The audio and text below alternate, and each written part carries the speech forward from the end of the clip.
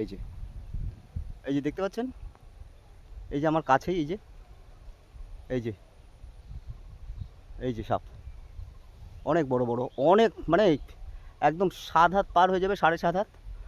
মানে আমি দেখছিলাম আমার ভিটার এদিক থেকে ওই দিকে দুটো সাপ দৌড়াদৌড়ি করে বেড়াচ্ছিল।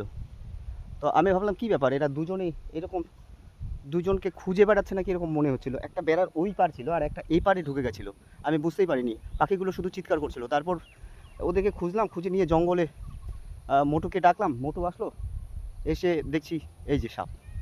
তারপর একদম পাশাপাশি লাগাল হয়ে গেল ওদের মধ্যে। আর তারপর শুরু হয়ে গেল এই যে শঙ্খ, এই যে, এই যে কত কাছে, এই যে, এই যে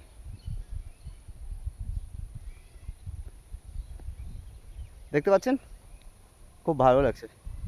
আমি কল্পনাও করতে পারিনি এত এত কাছের থেকে আমি দেখতে পাবো এরকম একটা সুন্দর দৃশ্য।